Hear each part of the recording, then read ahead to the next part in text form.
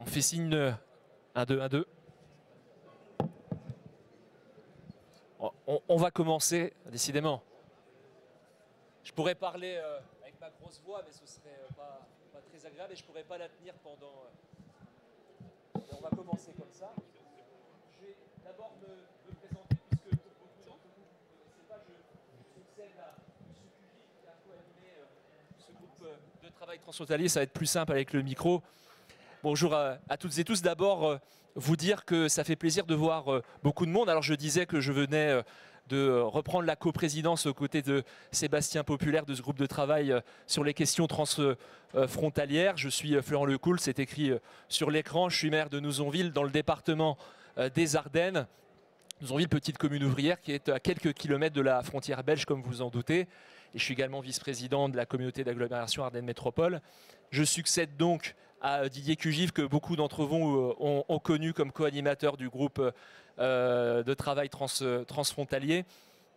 Et on me dit donc de mémoire de congrès, on n'a jamais vu autant de monde dans une salle comme celle-ci pour parler de ces questions-là. Preuve qu'elles revêtent un intérêt particulier et je vous remercie de venir participer à la discussion. Participer à la discussion, c'est bien le sujet parce qu'il va y avoir des intervenants qui vont tout au long de ce moment que nous avons collectif raconter ce qui se passe, faire des remontées de terrain, nous dire ce qui se passe dans leur territoire, réussite comme blocage, comme aussi échec. Et c'est important d'avoir des remontées honnêtes de terrain, ne serait-ce que pour se représenter la réalité de la question transfrontalière dans tout le pays, dans tous nos territoires, nous permettre aussi, à l'issue de ce groupe de travail, de commencer un travail de collecte de toutes les expériences, réaliser peut-être à terme un guide des bonnes pratiques. Et vos interventions, mesdames et messieurs, cet après-midi, vont nous servir à cela. Il y a des intervenants qui se sont inscrits, à qui je vais céder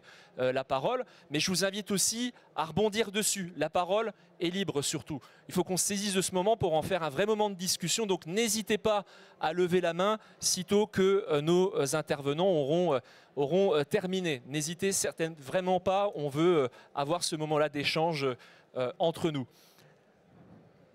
Alors je continue puisque ça ne fait toujours pas venir mon co-animateur Sébastien. Je vais demander à Monsieur Medina, qui est maire de Thoreil, de venir nous évoquer la question transfrontalière par chez lui.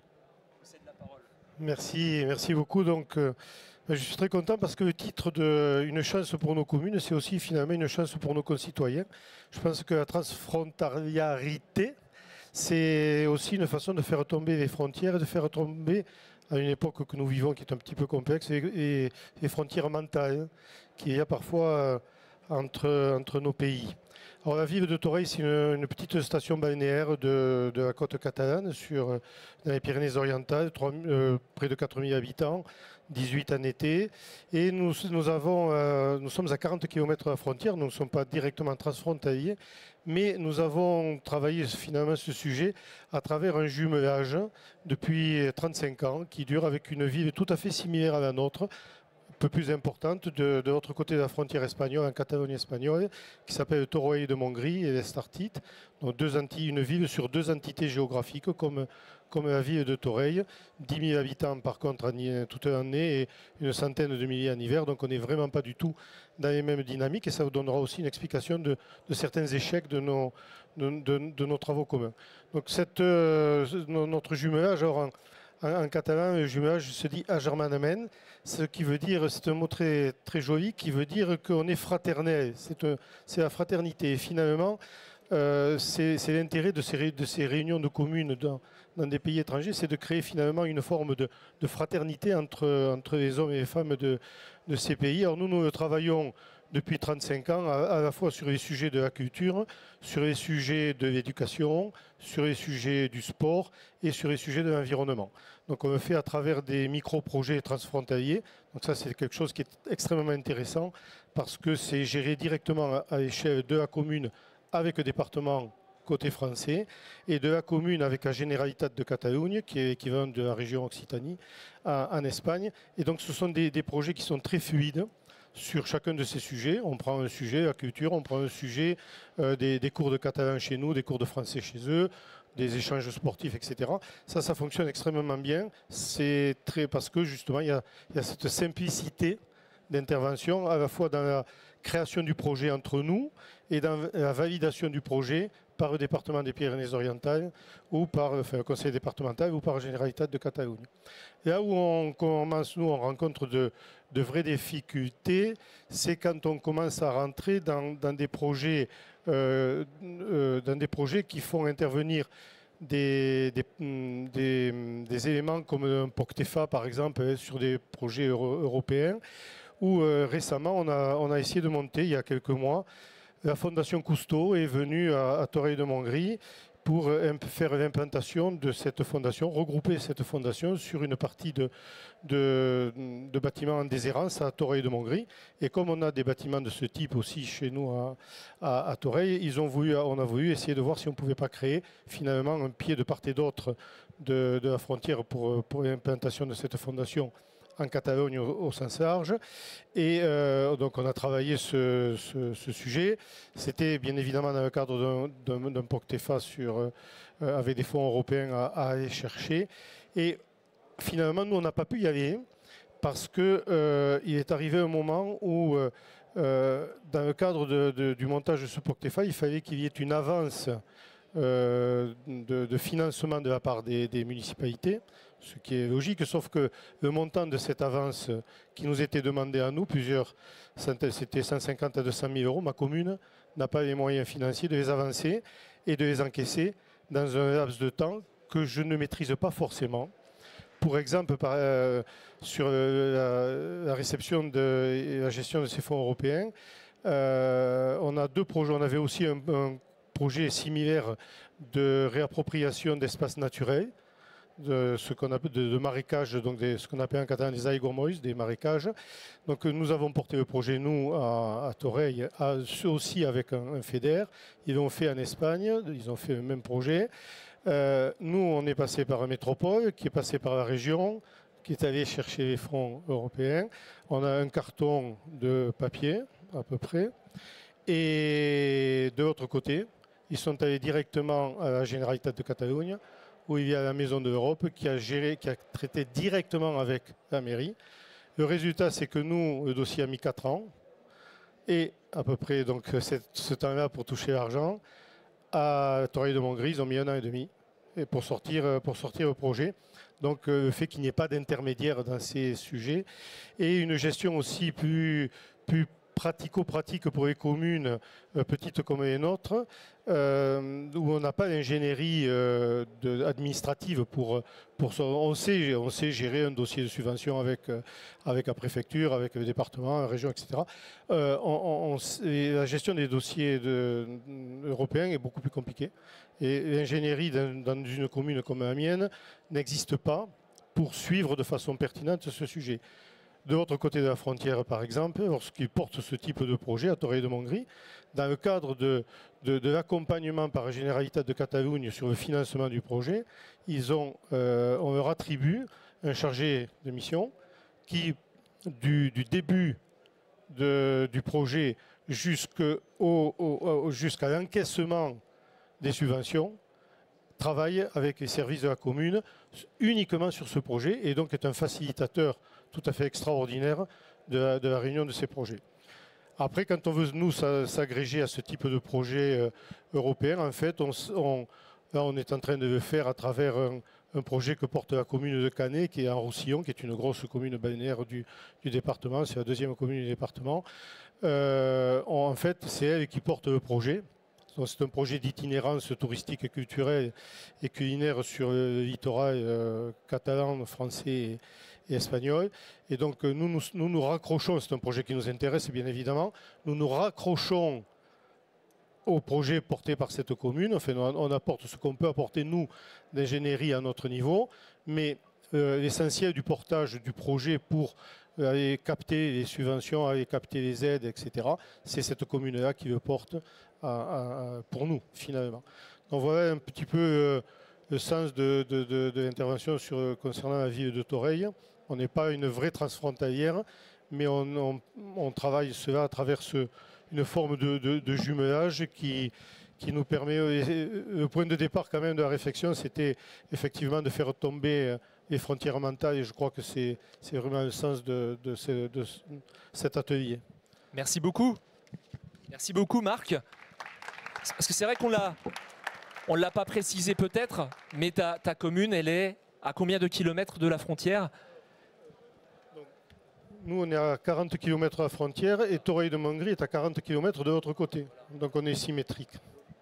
Une commune qui n'est pas proprement donc, frontalière, mais qui a pris la question à bras le corps, qui est donc une commune active sur ce type de projet, mais qui voit aussi les difficultés forcément, puisque nos systèmes ne sont pas les mêmes entre les deux côtés, des Pyrénées. Merci beaucoup pour cet exemple. Est-ce que des gens ont éventuellement des questions, des remarques à formuler, questions à poser à notre collègue Medina? Non? Merci beaucoup du partage d'expérience. Je vais demander à Vincent Scatolin, le maire de Divonne-les-Bains, de venir nous faire partager son expérience, cette fois-ci avec un autre accent. Mais vous savez que l'accent des Pyrénées-Orientales, il va revenir un peu plus tard dans notre réunion. Je te cède la parole. Merci beaucoup. Bonjour à toutes et à tous. En fait, donc Vincent Scatolin, je suis le maire de Divonne-les-Bains, qui est une commune touristique et thermale du département de l'Ain, à la frontière avec la Suisse, donc à l'opposé de l'intervenant précédent, et qui se situe dans ce que nous appelons le pôle métropolitain du Genevois français. Pour vous situer un peu notre géographie, nous sommes situés, la ville de Divonne-les-Bains, mais globalement les communes françaises, autour de la ville de Genève, qui est notre cœur d'agglomération, qui est une ville très dynamique, à peu près 500 000 habitants, une croissance démographique et une croissance économique assez unique au niveau européen, et qui est un territoire très exigu dont le développement se fait ou a des conséquences sur les territoires français voisins. Et il y a maintenant plusieurs années, j'allais dire plusieurs décennies, les élus ont fait un constat assez simple, c'est qu'ils partageaient un même bassin de vie transfrontalier, avec des mouvements de pendulaires tous les jours. Aujourd'hui, c'est à peu près 650 000 passages frontières tous les jours, de France vers Suisse et de Suisse vers France. C'est de plus en plus de frontaliers qui viennent travailler sur le canton de Genève ou le canton de Vaud et qui viennent habiter sur les territoires français voisins. Aujourd'hui, on en compte un peu plus de 120 000 et on voit qu'il y a une progression assez régulière. Et les élus français se sont dit comment nous pouvons nous structurer, nous organiser pour essayer de collaborer, d'avoir des politiques de coopération avec la Suisse, notamment avec le canton de Genève, mais également avec une partie du canton de Vaud, parce que c'est aussi notre spécificité.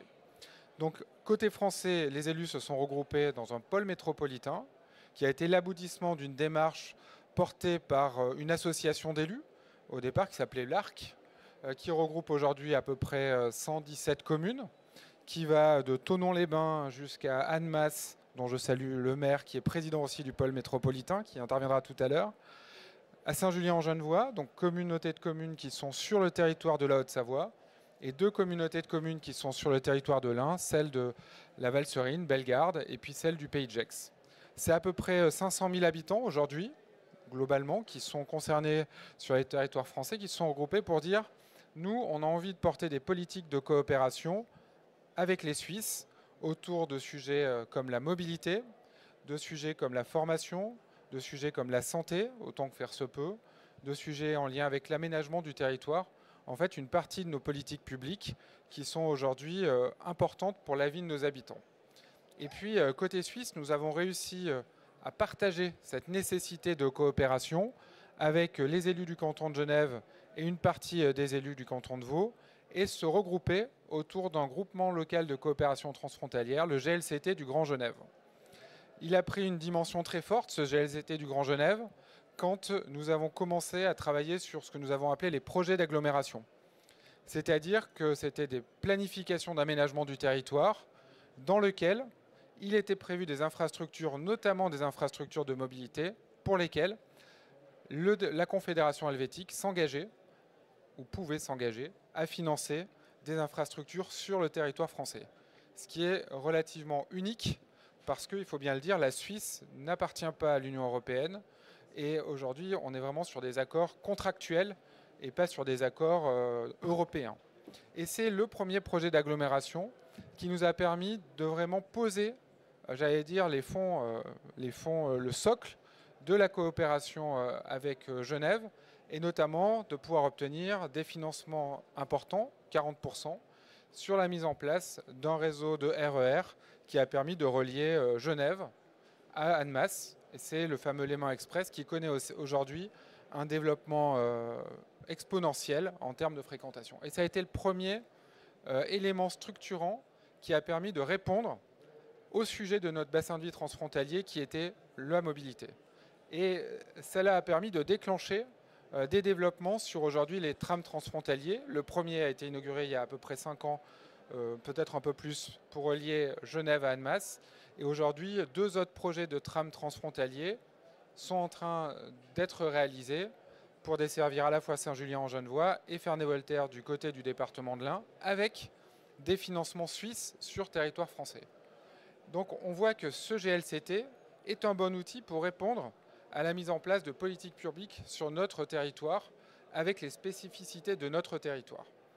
Et pour essayer de continuer à répondre à la problématique de nos territoires, le pôle métropolitain s'est engagé depuis maintenant 2020 sur la prise de compétences opérationnelles, principalement 2, évidemment celle de la mobilité, et le pôle métropolitain deviendra AOM sur une partie de son territoire à partir du milieu de l'année prochaine, pour essayer de densifier également l'offre de transport et notamment de pouvoir discuter avec Genève sur des questions de financement. Et deuxièmement, sur des questions d'aménagement du territoire, avec la prise de compétences SCOT pour les communautés de communes et les territoires qui sont le plus proches de la frontière avec Genève, pour travailler sur notre aménagement du territoire. Quand on regarde la projection démographique, le bassin de vie transfrontalier sur lequel nous vivons va accueillir à peu près 400 000 habitants supplémentaires d'ici à 2050. Et on ne souhaite pas, les élus français, que nous accueillions l'ensemble de ces 400 000 habitants supplémentaires, comme nous avons pu le faire sur les 20 dernières années. Et le fait d'être ensemble a permis de dire à Genève, nous on veut accueillir 100 000 habitants supplémentaires sur ces 400 000. Le reste, vous en prenez votre part. Et pour ça, ça veut dire qu'on doit se structurer côté français pour avoir une réponse sur où on met ces nouveaux habitants, comment on arrive à créer des centralités pour pouvoir y mettre des équipements de formation, des équipements de santé, des équipements nécessaires à l'arrivée des nouveaux habitants, comment on les structure avec la mobilité. Et c'est tout le travail que l'on mène aujourd'hui à l'échelle du pôle métropolitain avec Genève, à travers une vision, ce qu'on appelle une vision territoriale transfrontalière. C'est un exemple. Sur les sujets de transition énergétique et transition écologique, on est également engagé à l'échelle de ce bassin de vie transfrontalier par une charte du Grand Genève en transition sur lesquels nous avons des objectifs de décarbonation, des objectifs communs français et suisses de décarbonation, des objectifs de travail sur ce qu'on appelle le pacte, en fait, le travail sur l'économie circulaire qui est aussi un vrai enjeu sur notre territoire. Et c'est comme cela qu'on arrive à travailler ensemble avec nos partenaires suisses. Quand je décris ça, j'ai l'impression d'écrire un territoire où tout se passe bien. Ce n'est pas tout à fait vrai, évidemment. On a un territoire qui connaît un certain nombre de difficultés, notamment sur les problématiques liées à la santé, parce qu'aujourd'hui, une partie du territoire du pôle métropolitain du Genevois français n'a pas de structure hospitalière et ne peut pas forcément accéder aux structures hospitalières présentes sur le territoire suisse. Donc il y a un vrai travail aujourd'hui qui doit se mener et une vraie reconnaissance de l'État pour faciliter le passage des frontières pour les habitants de notre territoire. Et donc il y a des enjeux aujourd'hui à continuer à porter notre voix sur ce bassin de vie très spécifique pour avoir plus d'acceptation d'une différenciation de la part de l'État français, de la part des collectivités qui peuvent nous accompagner. Alors, on a la chance d'être un territoire très dynamique. Quand on est sur ce territoire, on dit souvent qu'on est un territoire béni des dieux parce qu'on a une croissance démographique forte, parce qu'on a une croissance économique importante, parce qu'on a une richesse qu'on ne retrouve pas sur d'autres territoires métropolitains. Mais par contre, on a des points de blocage que nous n'arrivons pas à lever rapidement. Je ne dis pas qu'on ne les lève pas au bout de quelques années, mais en tout cas, on n'arrive pas à les lever rapidement parce qu'on ne reconnaît pas la spécificité de nos territoires métropolitains. Et c'est là où je pense qu'on a besoin encore de travailler via l'AMF, via les différents groupes de travail, via la MOT, pour essayer de faire comprendre que les dynamiques transfrontalières, elles peuvent être des territoires d'expérimentation et elles peuvent permettre d'accompagner le plein emploi sur un territoire, elles peuvent permettre d'accompagner le développement économique sur un territoire, elles peuvent permettre d'accompagner le développement de formations spécifiques et adaptées à un territoire. Donc il y a encore un peu de travail, j'allais dire, pour faire accepter toujours, pour faire comprendre et reconnaître ce territoire spécifique et la nécessité d'une différenciation et d'une acceptation de ce bassin de vie transfrontalier. Voilà en quelques mots. Merci Vincent de nous avoir raconté cet exemple de coopération transfrontalière réussie, qui en plus de ça prépare l'avenir. Me voilà rejoint par Sébastien qui s'est fait attendre, on va l'appeler Désiré, mais qui ne nie pas non plus les difficultés et qui les évoque et les prenne à bras-le-corps. Est-ce que quelqu'un souhaiterait poser des questions, rebondir sur l'intervention? Madame? Oui, bonsoir à tous. Denise Echt de l'autre bout de la frontière franco-suisse, c'est-à-dire du côté de Bâle. Et nous avons exactement la même problématique, c'est-à-dire que nous avons un tram qui vient de Bâle jusqu'à Saint-Louis et qui va également du côté allemand jusqu'à Weil am Rhein. Ensuite, la même chose côté santé. Il y a 50 ans, les femmes du coin, c'était plus près, allaient avoir leurs enfants à Bâle. Du coup, nous avons bien sûr beaucoup de citoyens qui ont la double nationalité. Mais à présent, c'est fini. Nous avons les mêmes problèmes. La CPAM, évidemment, ne couvre absolument pas les frais hospitaliers en Suisse. On se rejoint donc. Nous avons créé également l'Eurodistrict trinational de Bâle, qui regroupe 60 communes suisses, allemandes et françaises du côté alsacien. Voilà, c'était tout. Merci. Merci beaucoup pour votre partage d'expérience. Est-ce que quelqu'un d'autre souhaite éventuellement intervenir? Merci beaucoup, Vincent, merci beaucoup pour ce partage. On va faire travailler un peu Sébastien maintenant. Non, je plaisante, je peux encore continuer, tu peux peut-être saluer. Oui, alors d'abord je m'excuse pour le retard, mais effectivement il y a eu un mauvais calage entre mon intervention précédente et mon intervention. Mais je voulais surtout intervenir pour accueillir Florian, en fait, puisque vous savez, avant on était avec un autre coprésident qui aujourd'hui est parti faire le tour du monde et donc n'est plus maire de sa commune. Et donc Florian me rejoint pour coprésider le groupe de travail aux questions transfrontalières à l'AMF. Donc voilà, surtout mon intervention c'était pour te remercier chaleureusement et pour t'accueillir au sein de ce groupe de travail. Voilà. Merci Sébastien, je n'ai pas encore prévu de faire le tour du monde. Je le dis aux collègues ardennais qui sont aussi présents dans la salle. Merci beaucoup pour ton accueil Sébastien. Daniel Armisen, le maire de Bourg-Madame. On retrouve un accent. J'ai pris quelques notes. Oui, voilà, c'est gentil. Oui, j'ai pris quelques notes. Hein, ouais. Merci. Tiens.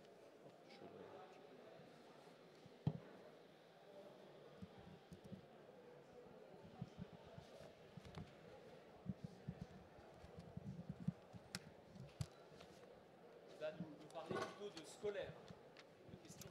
Oui, bonjour à toutes et à tous. Merci d'avoir retenu notre expérimentation. Je reprends ce terme parce que je l'ai utilisé plusieurs fois, parce que en fait, je pense que nous sommes effectivement des territoires tout à fait intéressant justement pour expérimenter, sachant que ça a été quand même pendant des années un de nos points faibles. En fait, le projet, c'est une école pilote plurilingue, interculturelle et transfrontalière. Le but est d'avoir un enseignement des 3 langues qui sont les plus pratiquées. Bien sûr le français, mais vous verrez que chez nous à l'école, ce n'est pas forcément évident. Le catalan et l'espagnol. Il faut savoir que dans notre école, je vais le préciser plus bas, nous avons plus de 50% d'élèves qui ne sont pas d'origine francophone. Un petit peu d'histoire. L'école de Bourg-Madame possède donc 3 classes maternelles, 6 classes primaires, une classe FLE, ça veut dire français langue étrangère, un dispositif UP2A, donc destiné à des élèves allophones, donc non francophones bien sûr, et dans cette classe, 9 heures de cours sont dispensées pour acquérir le socle de la langue française. En fait, le fait générateur, puisqu'il faut toujours un fait générateur, c'était la décision, je pense qu'un certain nombre de collègues dans la salle ont malheureusement connu cet épisode. C'était l'épisode effectivement de la fermeture d'une classe par la DAZEN au motif, bien évidemment, d'une baisse d'effectifs. Donc c'était pour la rentrée dernière. La situation spécifique de notre école, alors écoutez bien, c'est 44,1% d'élèves d'origine française et bien évidemment 55,9% d'élèves d'origine étrangère. Alors étrangères, qui ne sont pas français, donc catalans, espagnols, mais aussi sud-américains, et il y a aussi quelques Ukrainiens. Au regard de cette situation si particulière, bien évidemment, vous vous doutez qu'il y a une grande difficulté pour un certain nombre d'élèves d'avoir le niveau requis, bien évidemment en français précisément, malgré les efforts soutenus et constants de tous les enseignants, il faut bien sûr le souligner. Il a donc dans cette situation qui était au départ une situation assez négative, nous avons décidé collectivement de rebondir et d'une situation qui était défavorable, de la transformer en une chance. C'est ainsi qu'on a proposé à Madame la DAZEN donc de créer cette école, sachant que de suite elle a été enchantée et a mis à notre disposition donc tout l'arsenal que peut fournir l'éducation nationale. Je pense qu'on est complètement dans l'item que l'on entend depuis le début de ce congrès, agir pour ne pas subir. Il faut noter qu'une première approche avait déjà été initiée, donc ça veut dire qu'en fait cette situation était installée depuis quand même quelques temps. Une première approche avait été initiée dans le cadre d'un tutorat de lecture, notamment pour aider les élèves du primaire qui étaient déjà en difficulté. Il faut savoir que cette démarche avait reçu le prix collectif de l'éducation citoyenne de l'Ordre national du mérite en 2022. Et en fait, les élèves qui portaient cette démarche étaient les élèves de l'Institut de Puigcerdà, Père Borrell, qui est un collège public et gratuit de Puigcerdà, dans le cadre d'un cursus Bachibac. Ce cursus est quand même très spécifique, puisqu'il a la particularité de pouvoir délivrer à la fois le bac français et ce qu'on appelle le bachillerato en Espagne. Et donc ce sont des élèves qui spontanément se sont portés volontaires pour aider les petits Français de l'école primaire, tant en français qu'en mathématiques, et ça a permis effectivement de les remettre à niveau. Et donc cette expérience, qui avait été une expérience complètement expérimentale, a permis effectivement de tracer les premiers pas et donc d'installer le socle qui nous a permis d'aller plus loin, ce que je viens de décrire à l'instant. Dans cette démarche, ce qu'on a recherché, c'est mettre en accord les compétences linguistiques de part et d'autre de la frontière, afin que nos enfants deviennent trilingues, en ouvrant des perspectives bien sûr économiques, culturelles, perspectives d'études, En fait, le but qui est recherché, c'est que très humblement, ils deviennent quand même de vrais citoyens européens. D'encadrer la scolarisation d'enfants transfrontaliers, de mixer les expériences pédagogiques, je peux vous dire que ce n'est pas vraiment évident. Alors, une école a été choisie à Puigcerdà. Puigcerdà, c'est la ville frontière avec Bourg-Madame, l'école de Llum del Nord à Puigcerdà et l'école primaire de Bourg-Madame. Le but étant bien évidemment de développer un projet transfrontalier de promotion des langues tant nationales que régionales, de façon à assurer la mobilité et l'ouverture interculturelle des élèves. Et nous nous sommes appuyés, on n'est pas parti de rien, nous nous sommes appuyés sur un exemple tout à fait significatif et pertinent. C'est l'exemple basque de la commune d'Arnegui avec la commune espagnole de Valcarlos. Tous les acteurs ont été mobilisés, bien évidemment les acteurs catalans, l'école Llum del Nord, l'inspecteur catalan, la Generalitat, la mairie de Puigcerdà, les acteurs français, l'État, le sous-préfet, la DAZEN, l'IEN, tous les services de soutien de l'éducation nationale, la région, l'Europe avec l'ADRET. Et donc ça veut dire qu'en fait on a mis autour de la table, si vous voulez, tous les services qui pouvaient nous aider, tous les services pertinents, de façon à avoir le maximum de facilitation. Quelles ont été les mesures prises? Dans un premier temps, on a souhaité faire un diagnostic. Alors bien évidemment, on ne l'a pas fait seul parce qu'on n'avait absolument pas la compétence. On a fait appel à la MOT, la mission opérationnelle transfrontalière. Et cette note de travail qui a été pour nous fort pertinente et très importante a été réalisée pour la ville de Bourg-Madame dans le cadre du partenariat avec le programme PVD. La note a porté sur deux sujets.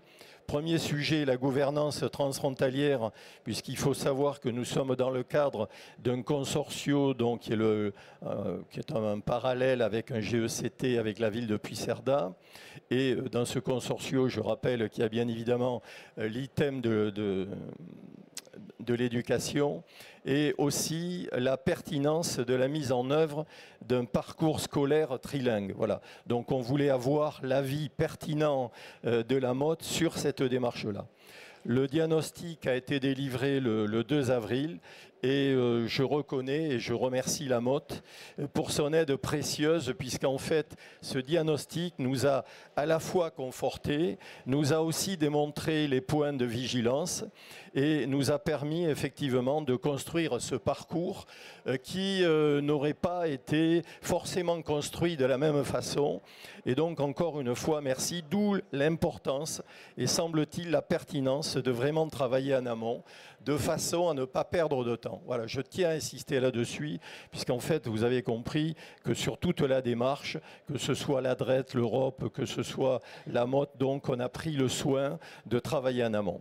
L'élaboration du projet. Alors, ce projet, qui est quand même un projet qui semble simple, mais qui est quand même un peu ambitieux, puisqu'il s'agit de co-construire avec nos amis catalans, surtout sur l'éducation, dont vous comprenez que ce n'est pas forcément évident.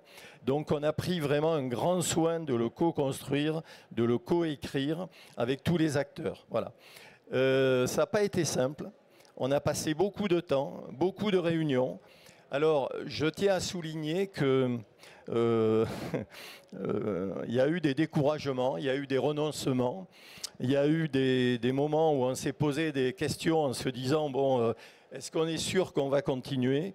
Sauf qu'on avait une détermination, une volonté qui était totale pour arriver au bout de ce projet. Et bon, alors bien évidemment, on mettait en avant, certains acteurs mettaient en avant donc tous les blocages administratifs, bien évidemment financiers.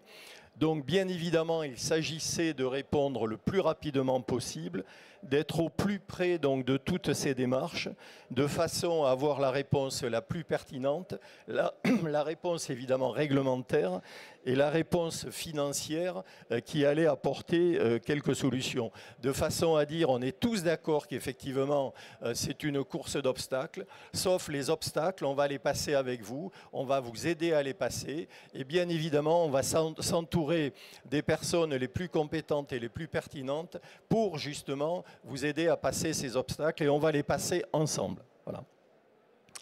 Alors évidemment, vous savez bien que dès qu'il s'agit de bouger des lignes et de sortir de sa zone de confort, on ne fait pas forcément plaisir à tout le monde. Mais ça, on est là aussi pour ça, parce qu'autrement, si on est là pour le ronron, je pense qu'on n'a pas totalement, enfin ça n'engage que moi, mais je pense qu'on n'a pas totalement rempli son rôle.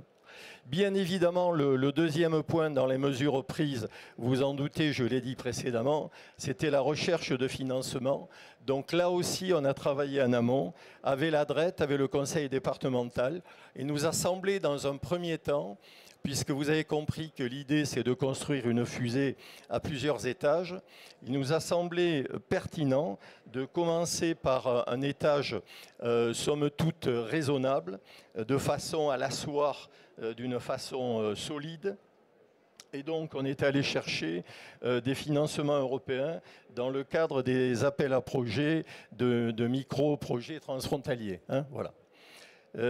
Donc la directrice de l'école avec sa collègue catalane et tout le staff éducatif, donc ils ont tous ensemble construit, écrit, bon ça a pris un certain temps, écrit ce dossier de financement. Alors ce dossier de financement a été présenté tant du côté catalan que du côté français, hein, c'est important à évoquer. Les deux dossiers ont été lauréats, donc ça a permis effectivement d'avoir un financement qui aujourd'hui permet de démarrer le processus. Parce que moi, je ne voulais surtout pas qu'on puisse dire « oui, effectivement, on est dans des limbes, là, c'est une douce idée intellectuelle qui peut-être a quelques pertinences ». Je voulais qu'on soit vraiment dans l'opérationnel et qu'on puisse réaliser au moins la première partie de ce projet. Donc le dernier point, la mise en œuvre de ce projet, moi ce que je voudrais dire, c'est que j'ai encore eu un retour hier soir, c'est qu'aujourd'hui les enseignants sont enchantés, qu'ils soient catalans ou qu'ils soient français, et qu'en fait pour eux c'est un véritable bonus, pour deux raisons. D'abord une raison personnelle, parce qu'ils ont vraiment le sentiment effectivement d'avoir bougé les lignes et de faire, d'avoir un projet qui sort quand même un petit peu de la norme. Et ils ont aussi, par rapport aux parents, c'est un retour très fort, ça il faut bien le souligner aussi. Et puis bien évidemment, ce projet aussi, il est quand même regardé avec un œil très bienveillant, tant du côté de la hiérarchie de l'éducation catalane que du côté français. Vous vous doutez bien qu'effectivement, cette expérience-là est quand même regardée de très près et qu'effectivement, pour eux, c'est quand même un véritable bonus. Donc, on peut dire qu'à ce jour sont prévues la mise en œuvre d'un livret scolaire transfrontalier, un échange entre enseignants de maternelle, un échange d'enseignants de primaire, donc ça veut dire qu'ils iront d'un côté et de l'autre de la frontière, un partage d'activités sportives, un partage d'activités artistiques et culturelles, une proposition d'un spectacle en français et catalan. Il est prévu, donc, dans le financement qui a été acté, un séjour à la Seu d'Urgell, qui est la ville espagnole à côté de l'Andorre, pour continuer au quotidien cet apprentissage qui se fera bien évidemment par les différentes langues au travers d'activités ludiques, culturelles et sportives. Dans le temps 2, il est prévu d'aller au Pays Basque, vous vous en doutez, pour effectivement, même si on a échangé avec les enseignants du Pays Basque, pour aller sur place et voir avec l'école d'Arnegui, mais aussi avec l'école espagnole, pour évoquer bien évidemment les blocages, les avancées, voir un petit peu comment ils ont réalisé un livret des bonnes pratiques et un petit peu échanger sur tout ce qui a été réalisé, puisque bien évidemment, effectivement, c'est par ces éléments-là qu'on peut avancer. Le temps 3, c'est le dernier point, c'est effectivement la projection pour l'avenir. La projection pour l'avenir, c'est bien évidemment un rétex qui soit au plus près et permanent de cette expérience avec tous les acteurs, bien sûr les enseignants, mais aussi les institutionnels, catalans, français. Avec un œil très vigilant de mon adjointe Cécile Marty, qui est totalement impliquée dans cette démarche-là, l'IEN qui est en permanence aussi au plus proche de cette action. Et bien évidemment pour nous, j'ai parlé d'une fusée à plusieurs étages tout à l'heure, dont l'idée c'est de mettre en œuvre, une fois qu'on aura réalisé et qu'on aura fait un rétex pertinent de cette première étape, de continuer la deuxième étape, puisque l'idée, ça sera d'aller plus loin dans cette démarche. Juste pour terminer, vous avez compris que les principes adoptés, ils sont simples. C'est l'agilité, l'adaptabilité, bien évidemment, et je reviens dessus, l'expérimentation. Pour nous, c'est absolument capital de pouvoir expérimenter, puisqu'en fait, c'est de cette expérimentation qu'on pourra tirer des conclusions, y compris les reculs et y compris les zones d'ombre où, là où on n'a pas été très pertinent, puisque bien évidemment, ce retour nous permettra là aussi de pouvoir être plus pertinent et d'avancer de la meilleure des façons dans l'étape suivante. Bien évidemment, l'écoute et l'innovation. D'accepter le sentiment de recul, je tiens à le dire, parce que ça veut dire qu'effectivement, il faut avoir l'humilité, j'insiste là-dessus, de penser qu'on n'est pas toujours dans une phase où on se projette, où on avance. On est aussi dans des phases où effectivement on va régresser. Ces phases-là, il faut qu'on les accepte comme étant des éléments constructifs, des éléments pertinents. Et ça veut dire qu'effectivement, ces éléments, et je le dis pour moi, ça a été un élément un petit peu difficile à digérer. Mais effectivement, vous savez qu'on est des champions du monde de la résilience. Mais c'est vrai que, si vous voulez, c'est très important dans des opérations comme ça, puisqu'en fait, on n'est pas toujours dans une dynamique gagnante. Voilà. Donc, je tenais à dire ça. Et puis, le dernier point, c'est que sans la co-construction, sans le fait de pouvoir travailler ensemble, d'écouter, vraiment de prendre le temps, jamais on n'aurait pu arriver là où on en est aujourd'hui, sachant que l'idée, c'est bien évidemment, on est très humble, mais on est content d'avoir pu réaliser cette première étape et on espère pouvoir réaliser les étapes suivantes. Merci.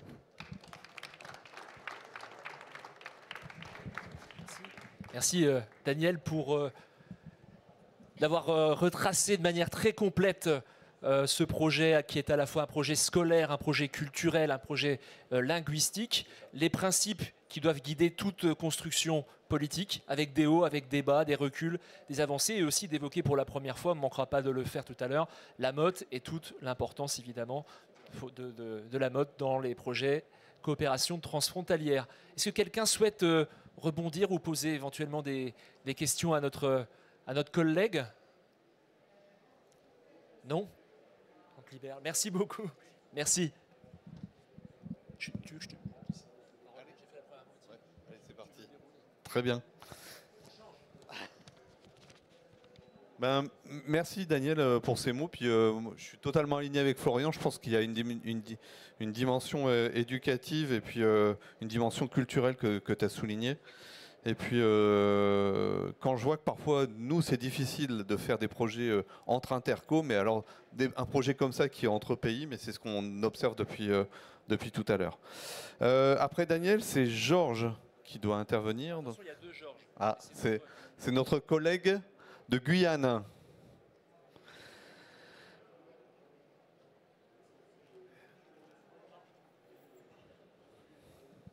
Bonjour Georges.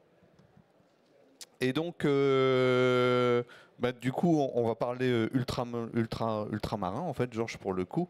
Et donc, effectivement, c'est un peu dans ce cadre-là que les actions vont être présentées avec cette spécificité que tu as sur son territoire. Bonjour à tous. Donc, c'est vrai que ma présentation ne sera peut-être pas celle que les collègues ont présentées, mais il y a des similitudes.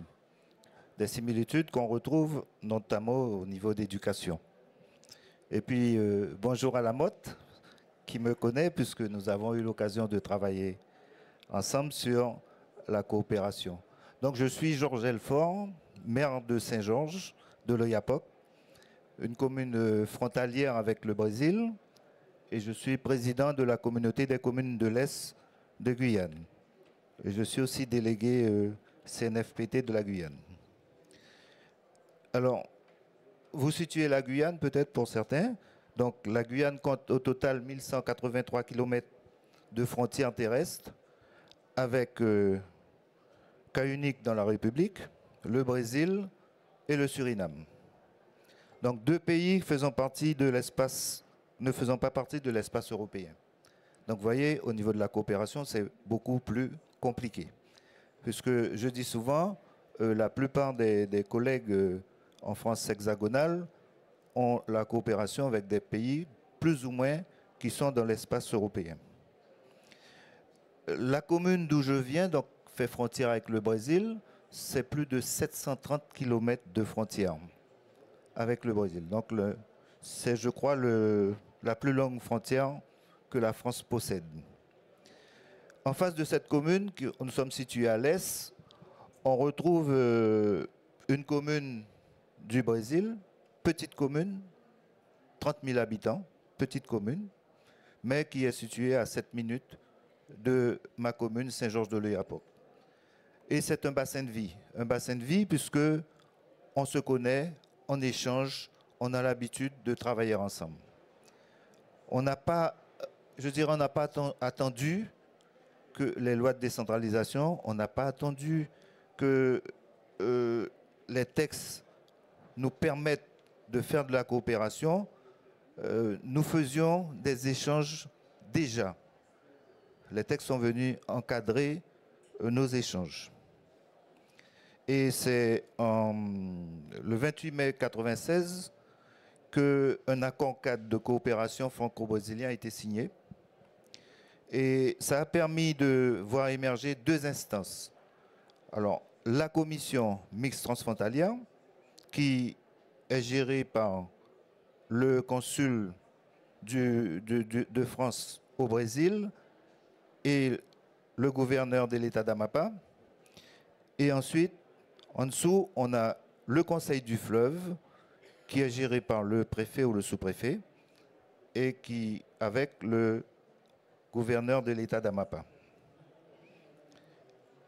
Ensuite, donc, ces deux coopérations, la coopération chez nous, trouve ses limites.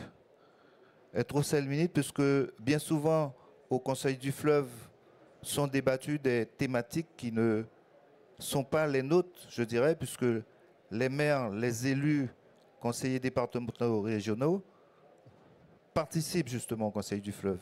Mais ce n'est pas nous qui décidons des sujets à traiter. Donc c'est très compliqué, des fois avec le préfet, pour faire remonter des sujets que nous aurons souhaité faire remonter au niveau gouvernemental. Alors, pour parler de coopération ou de projets qui ont été aboutis ou qui ne sont pas aboutis, je vais commencer par quelques-uns, citer quelques-uns. Nous avions à l'époque, il y a une dizaine d'années, des problèmes de déchets.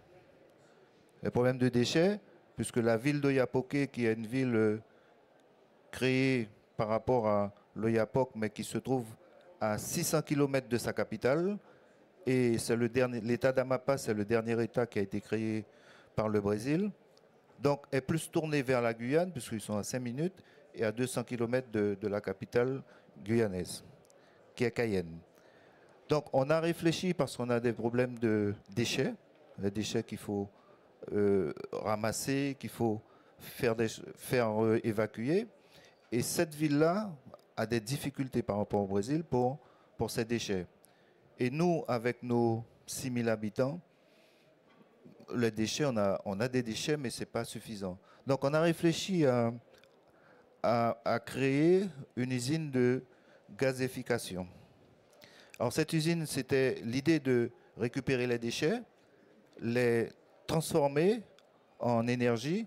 Ensuite, comme nous avions non seulement l'autre commune brésilienne et nous-mêmes des problèmes d'énergie et souvent des coupures, donc cela leur permet d'utiliser justement les gaz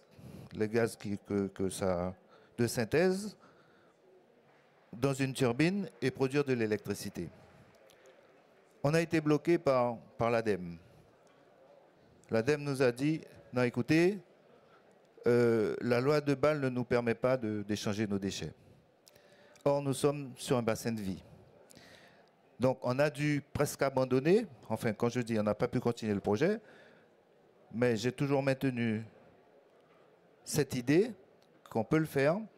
Et pas plus tard que l'année dernière, l'ADEME est en train de lancer une étude pour pouvoir trouver des solutions par rapport à la loi de Bâle pour pouvoir justement utiliser. Parce qu'on se rend compte aujourd'hui que nous, on a avancé sur les problèmes de déchets, mais le voisin brésilien n'a pas avancé.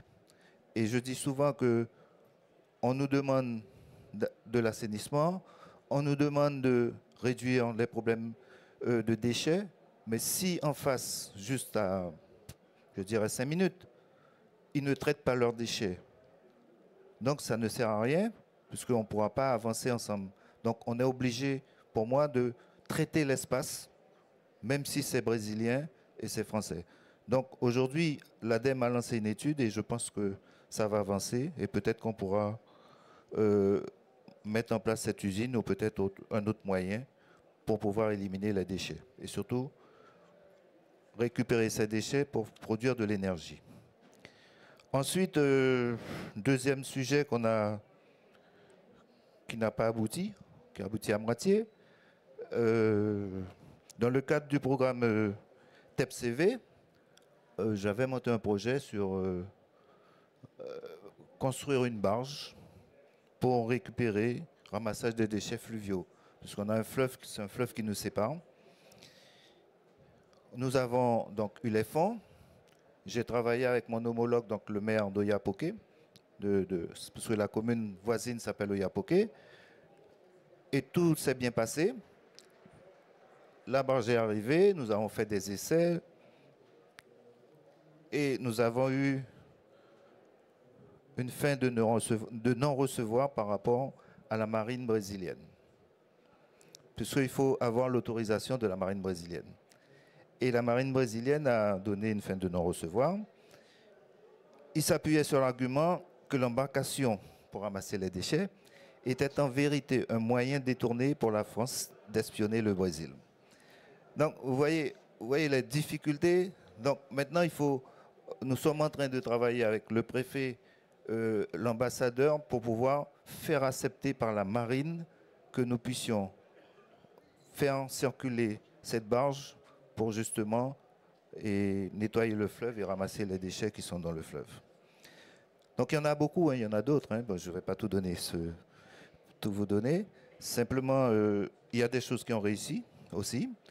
La coopération culturelle, la coopération sportive, je ne dirais même pas coopération, puisque ça existait déjà en tant que bon voisinage.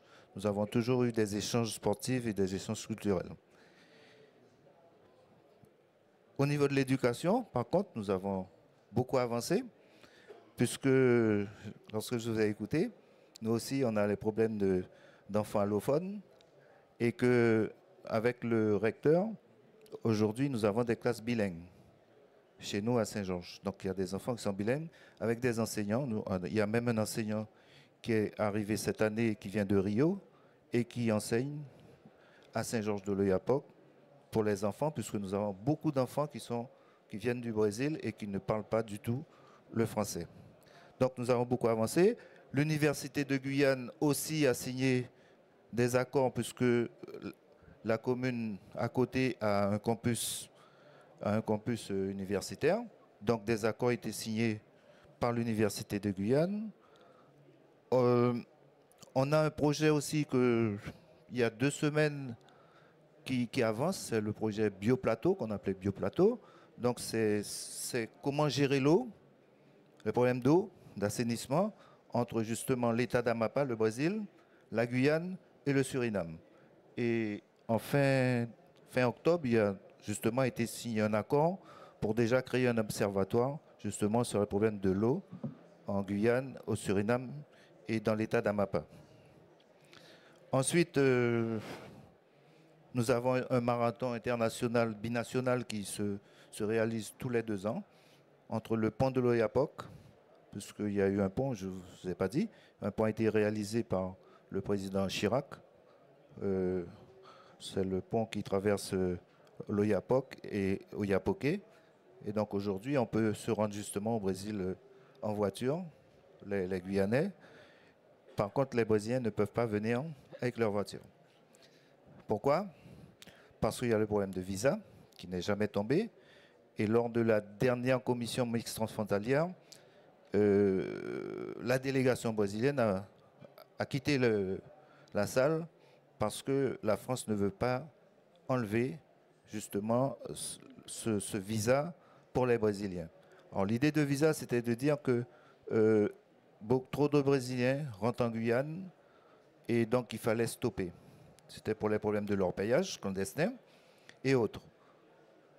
Mais comme moi je dis, beaucoup d'élus nous disons, les Brésiliens qui viennent pour travailler ou ceux qui viennent pour travailler passeront par le pont. Mais ceux qui viennent pour l'orpaillage avec 730 km et qui rentrent n'importe où ne passeront jamais par le pont. Donc ils n'ont pas besoin de visa. Et ils sont là, ils sont sous la forêt, ils détruisent la forêt et ils repartent. Donc le visa est plus un frein à l'économie, puisqu'on a des difficultés pour justement échanger avec nos voisins brésiliens, surtout dans le domaine économique, puisque lorsqu'on a un chef d'entreprise essaye de mettre en place un joint venture avec un ami brésilien pour développer une activité, le temps que ce partenaire bénéficie de son visa, parce que le visa n'est même pas délivré dans l'état d'Amapá, mais à Brasilia. Donc il faut qu'il sorte de Macapá pour aller à Brasilia. C'est quand même 6 heures. Entre Macapá et Brasilia, c'est 6 heures de vol. Donc il ne continue pas, il arrête, puisqu'il n'y a pas de... C'est trop long. Donc on n'arrive pas à mettre en place des projets économiques. Et c'est pour ça que nous, on dit qu'à un moment donné, il faudrait qu'on trouve des solutions plus souples pour permettre justement d'échanger. Et que le visa, nous, on est d'accord pour que le visa tombe. Parce que, pour vous dire qu'un Brésilien qui sort de Rio pour venir en France, il n'a pas besoin de visa. C'est juste la Guyane qui est bloquée. Bon, donc, sur le problème économique aussi, ça, c'est assez difficile parce que nous avons un pont. Aujourd'hui, on a des marchandises qui sortent du Brésil et qui arrivent au pont de l'Oyapock, mais qui sont obligés de transborder dans des camions français pour pouvoir arriver chez nous en Guyane. C'est-à-dire, au pont, on transborde et on fait venir en Guyane. Parce que, deuxième chose, les Brésiliens ne sont pas obligés d'avoir une assurance pour leur voiture. Et la troisième chose, leurs voitures ne sont pas aux normes européennes. Donc, il y a tous ces problématiques à régler pour pouvoir justement mettre en place un véritable développement économique. On a aussi des projets, comme je vous dis, qui fonctionnent, qui ont fonctionné, notamment nos pompiers. Nos pompiers qui, je crois, ça fait plus d'une dizaine d'années, qui font des échanges, qui font des manœuvres ensemble entre les pompiers brésiliens et les pompiers français. Et ça se passe très bien. Et puis, que dirais-je, dernièrement, la formation des policiers qui est quand même très importante, comme je suis délégué, j'ai réussi avec la délégation, en fin de formation, de permettre aux policiers municipaux de la Guyane de faire une immersion côté brésilien pendant une dizaine de jours, juste pour voir combien ils travaillent, comment échanger et tout ça. Donc, et l'année prochaine, ce seront les policiers brésiliens qui viendront en Guyane justement pour vous voir faire une immersion. Voilà ce que je pouvais vous dire. S'il y a des questions, je suis prêt à répondre. Simplement, c'est plus compliqué pour nous. Bien souvent, c'est ce que je dis lorsque je suis dans des machins, c'est plus compliqué que la France hexagonale. Il y a des choses, on peut faire des choses, mais on a quand même beaucoup de freins qu'il faut lever au fur et à mesure. Et c'est ce qu'on essaye de faire. Merci.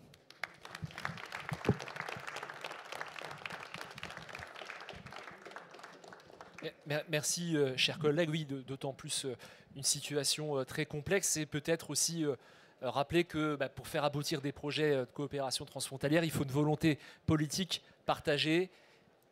Et elle existe souvent, mais pas toujours, et pas sur tous les sujets, sur des sujets qui nous dépassent. Nous, simples élus locaux, c'est évidemment plus complexe. Est-ce que quelqu'un souhaite intervenir ou poser une question à notre collègue ? Peut-être ce qu'on voit, Florian, c'est que dans tous les exemples, et en particulier dans cet exemple-là, il y a aussi la notion de bassin de vie qui est toujours importante. C'est-à-dire qu'au-delà de la frontière, on a des habitants qui habitent les uns à côté des autres, et que la frontière, parfois, c'est un mur qu'on peut traverser plus ou moins facilement. Et si j'ai bien compris, ça n'est pas seulement que de la France, mais Georges, tu parlais de la marine brésilienne, c'est ça qui... Donc voilà, c'est pas forcément... ça va dans les deux sens, les difficultés, si je comprends bien. Mais en tout cas, voilà, j'ai découvert le fleuve Oyapock, Georges, voilà, c'est ça. Et à l'occasion, peut-être on ira courir le marathon avec Florian. C'est ça. Très bien, merci encore, Georges. Et puis on va accueillir un autre Georges. Alors Georges Amangol. Donc on dit comme ça, Georges Amangol. Ouais, très bien. Donc on a parlé transport, éducation, économie. Et là on va parler santé, parce que la santé c'est aussi un sujet qui est particulièrement important dans nos territoires frontaliers en tout cas. Tout à fait. Bon, donc Georges Amangol, maire de Sayagouz, président de la communauté de communes Pyrénées-Cerdagne par la même occasion. Je vais essayer d'être le plus concis possible, puisque je vois le temps passer. Puis, comme vous avez dit tout à l'heure, qu'on parlerait beaucoup d'accent catalan, je ne voudrais pas qu'en ressortant, l'ensemble de l'Assemblée parle presque le catalan, j'allais dire. Je voudrais dire que je vais essayer de le faire en 4 parties et très modestement, puisque je ne suis que le témoin, l'accompagnateur de cette opération qui est particulièrement importante pour notre territoire. Le territoire de Cerdagne, il se situe à l'ouest du département des Pyrénées-Orientales, au nord-ouest exactement. C'est une région naturelle de 1300 km², à l'est du massif des Pyrénées en particulier, qui a été partagé. C'est une zone naturelle, on dirait pratiquement entourée de montagnes, avec un caractère insulaire pratiquement.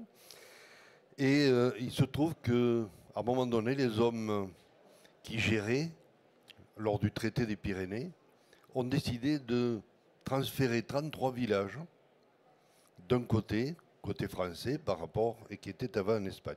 Donc aujourd'hui, on a un territoire qui n'a pas de frontière naturelle, qui a juste une petite rivière au milieu, et il y a là un certain nombre d'habitants, donc c'est un bassin de vie vivant, puisque à l'année, il y a 33 000 habitants, 18 000 du côté catalan et 15 000 du côté français, avec une grande ville qui s'appelle Puigcerdà, au milieu, 10 000 habitants permanents, et qui jouxte l'Andorre juste à côté, puisque nous sommes voisins. Il faut dire que cette plaine d'altitude, elle est à une moyenne de 1200 mètres d'altitude, donc, avec les pics des Pyrénées-Orientales les plus élevés, de 1921 mètres, et côté catalan, pareil, à peu près les mêmes dimensions. Ça veut dire donc que toute l'année, ce territoire est vivant, mais quelque part, il est isolé. Tout en étant au cœur de l'Eurorégion, il se trouve à 2h30 de Barcelone, 2h30 de Toulouse et 2 heures de Perpignan. En matière de santé, ça veut dire que nécessairement, par rapport à une naissance, par rapport à un problème cardiaque, par rapport à un certain nombre de problèmes d'urgence, il y avait un transport qui prenait un certain temps et donc il n'y avait pas cette fiabilité par rapport aux populations. Donc c'est pour ces raisons, situation géographique, pour les conditions climatiques particulières, l'éloignement des grands centres de santé, que les décideurs ont été amenés, catalans et français, à réfléchir à la mise en place d'un hôpital transfrontalier commun de Cerdagne. La réflexion a commencé en 1996. L'hôpital a été construit et mis en service en 2014. Donc vous voyez tout le temps qu'il a fallu pour cela. Mais il faut savoir que cet outil, comme on l'a dit tout à l'heure, on le verra après, ce n'est pas un long fleuve tranquille pour l'installer, mais il est un outil indispensable pour l'attractivité du territoire et pour la sécurité des gens qui vivent là-bas. Sachant que, j'ai oublié de le dire tout à l'heure, ce sont plus de 100 000 personnes qui résident sur ce petit territoire à certaines périodes de l'année, en particulier avec les stations de ski, certaines caps de setmana, comme dit en catalan, certains week-ends, et les vacances d'été en particulier, donc avec deux saisonnalités. Donc il avait à la fois sa raison d'être par rapport à la population permanente, mais aussi par rapport à la population touristique. Alors, rapidement, l'historique de la chose. Pardon. Quelques dates significatives. Le 17 octobre 2005, première déclaration conjointe. Le 17 mars 2007 et 2008, accord cadre entre la République française et le Royaume d'Espagne. Et le 21-10-2010, signature de la convention de coopération avec la création d'un GECT dont l'accord peut se résumer pour la partie espagnole catalane, donc pour l'autonomie catalane qui a la compétence en matière de santé. L'hôpital est sur le territoire espagnol, donc la construction de cet hôpital sur un terrain mis à disposition par la mairie de Puigcerdà et avec un financement de 60% de l'Europe et le reste donc en ce qui concerne l'autofinancement. Savoir que ce projet, c'est 31 millions d'euros que nous n'aurions jamais eu si nous avions raisonné simplement bassin de vie français et bassin de vie espagnol, puisque côté catalan, il risquait aussi d'aller à la Seu d'Urgell, dont on a entendu parler tout à l'heure. Donc il y avait une nécessité, j'allais dire, de s'entendre. Je citerai deux hommes, il y en a eu d'autres, mais il y a eu quelqu'un qui s'est battu en permanence pour cela, il s'appelle Joseph Calvé, qui était député et sénateur, et il y a eu peut-être des opportunités. Le fait que Jean Castex soit directeur national de la santé du ministre Bertrand à l'époque, qui ont facilité aussi ces démarches-là. Donc en 2014, ça a été la mise en fonctionnement de l'hôpital. Je disais donc qu'il a fallu 18 ans pratiquement pour voir la naissance de cet outil indispensable. Et nous venons de fêter, il n'y a pas si longtemps que ça, les 10 ans de fonctionnement. Je disais que ce n'a jamais été un long fleuve tranquille, mais je voudrais citer les points positifs, d'une part, me semble-t-il. La présence de cette structure qui répond dans la proximité aux besoins d'urgence de la population des deux pays et est un élément en plus d'attractivité du territoire. Il répond au mieux en évitant aux personnes de faire 100 km avec de la neige et d'être plus en sécurité, de répondre plus rapidement à leurs besoins.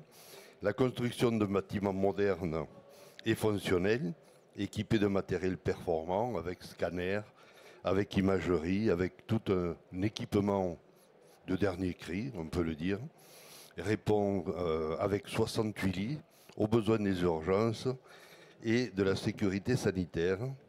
Et le tout est complété par le pôle pédiatrique qui est sur la Cerdagne française AR et le pôle OCEJA et le pôle gériatrique qui est AR sur la Cerdagne française.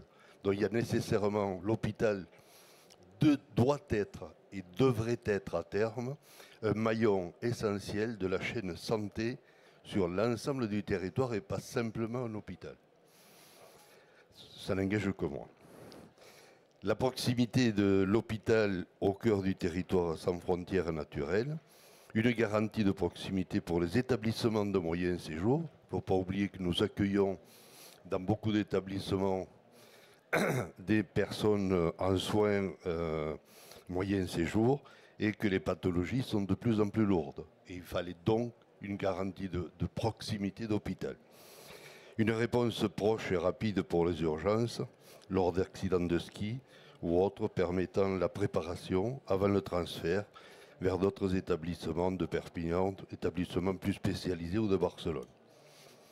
Voilà pour les avantages. Quelques difficultés qu'il a fallu essayer de gommer, qui ne le sont pas encore toutes, bien sûr. L'ouverture de ces 10 ans de fonctionnement a révélé donc des difficultés auxquelles il a fallu pallier, j'ai bien dit pallier volontairement, ou auxquelles il faudra trouver des solutions. De par son implantation sur le territoire espagnol, c'est la réglementation espagnole qui s'applique au niveau social, économique, administratif. Au niveau de la culture administrative différente, j'avais envie de dire que la Catalogne, l'Espagne, a une culture d'initiative. La France a la chance et la malchance parfois d'avoir une culture administrative.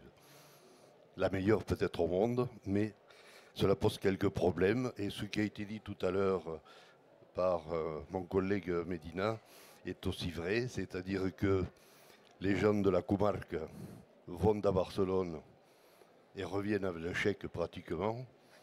Quant à nous, il y a tout le schéma qui a été dit tout à l'heure, avec un certain nombre de longueurs.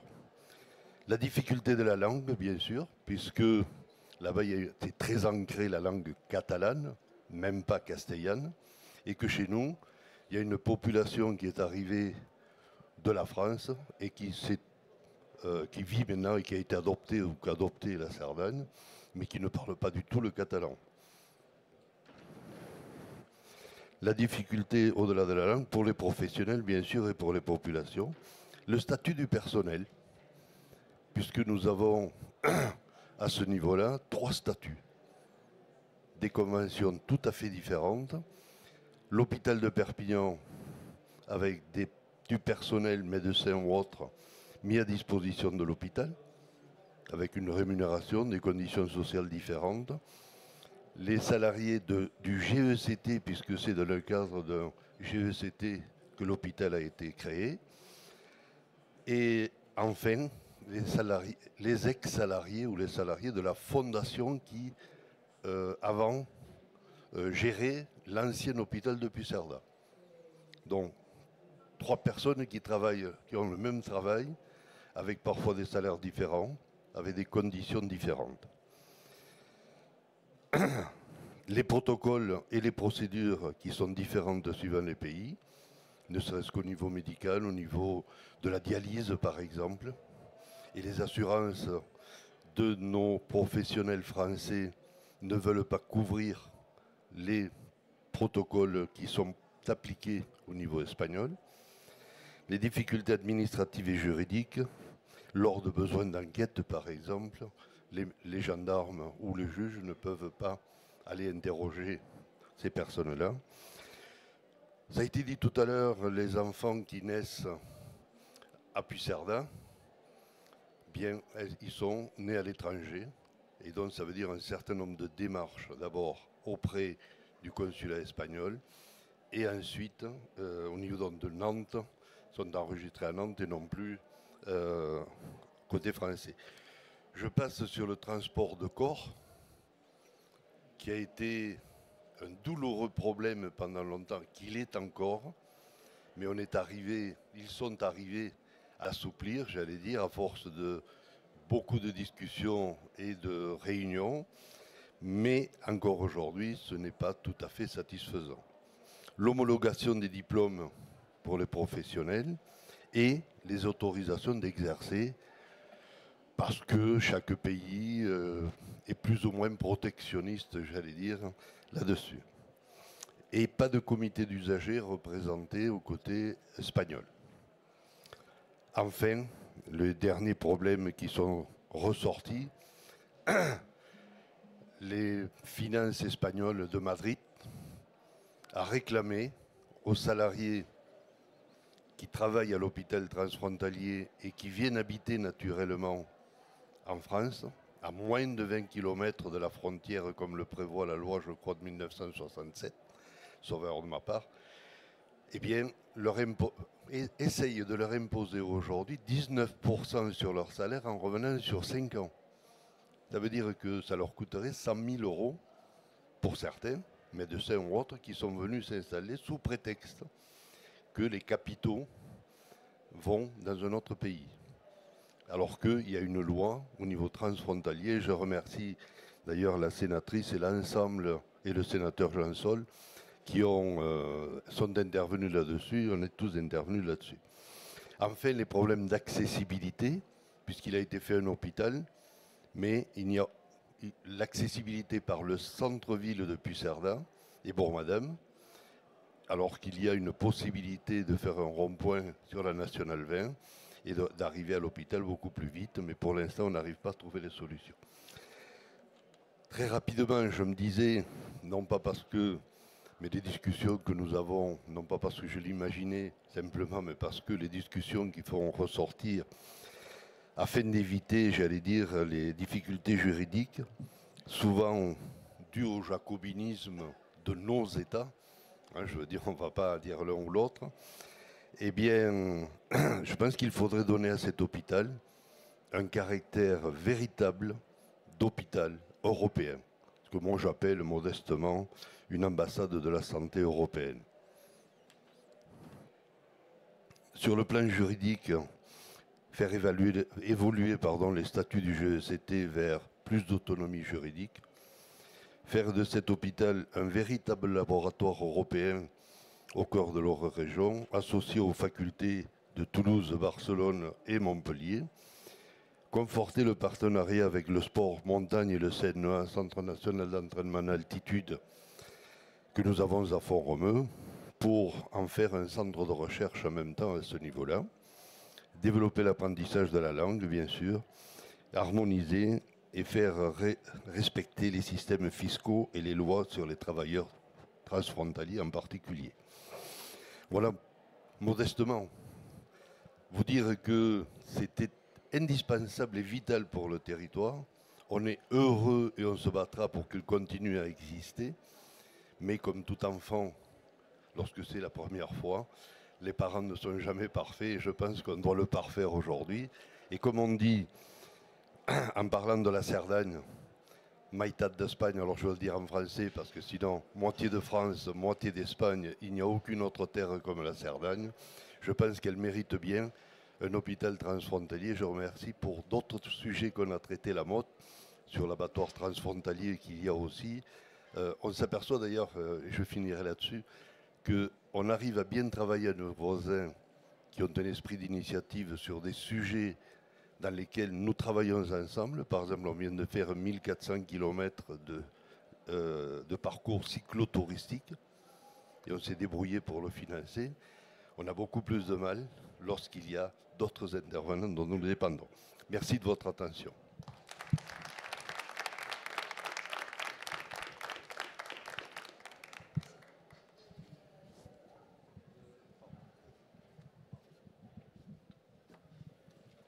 Pas de micro, je te le passe.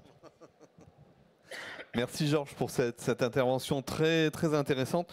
Moi, ce que je retiens, c'est qu'effectivement, il n'y a pas de regret, c'est vraiment une réussite. Mais ce que je retiens aussi, c'est qu'il y a encore des éléments de simplification qui sont possibles pour que ça tourne, on va dire, encore mieux.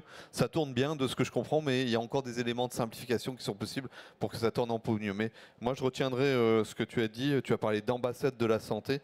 Honnêtement, ça me semble un terme particulièrement approprié par rapport à l'histoire que tu as racontée. Et puis, voilà, je trouve que c'est vraiment un exemple très concret d'une collaboration entre deux pays. Et puis, sur un domaine qui est très important, qui est le domaine de la santé, en tout cas. je reprends le micro pour pas dire la même chose. Je vais simplement demander à la salle si quelqu'un souhaite rebondir sur l'intervention de notre collègue. Non, de toute façon, le propos a été extrêmement complet. Je vous en remercie encore. Merci beaucoup.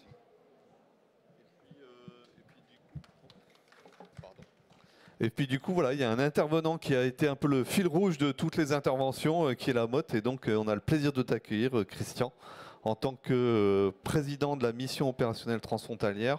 Donc, tu étais déjà intervenu l'année dernière lors du débat. Et ben voilà, je pense qu'on continue à tisser les liens. Et puis, ta présence ici nous fait très plaisir à ce propos. Merci beaucoup.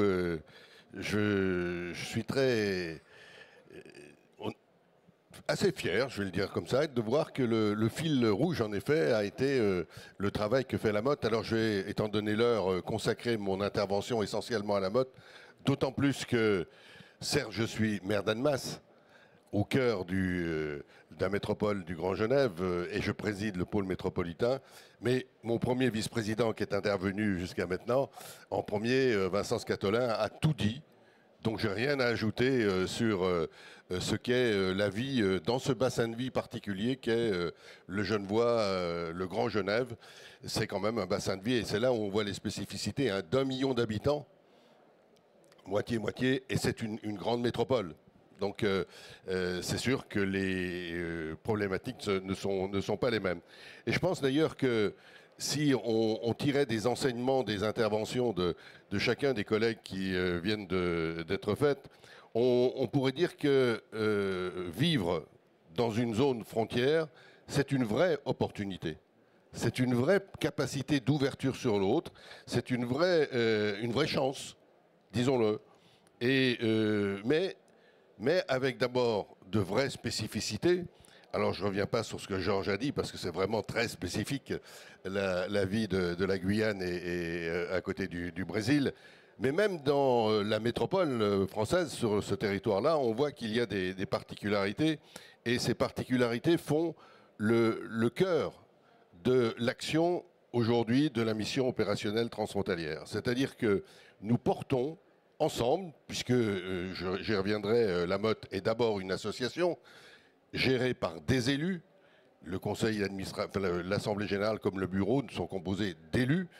Nous portons cette idée que la prise en compte du bassin de vie transfrontalier est un élément aujourd'hui essentiel et qu'il faut dépasser l'uniformisation de l'action que le public pour bien prendre en compte ces spécificités particulières et surtout, on le voit, chaque fois qu'il y a des initiatives, être en capacité de lever les obstacles. On voit que ça fonctionne, on voit qu'il y a des volontés politiques, elles sont souvent locales, disons-le, et elles se heurtent quelquefois à des problématiques complexes.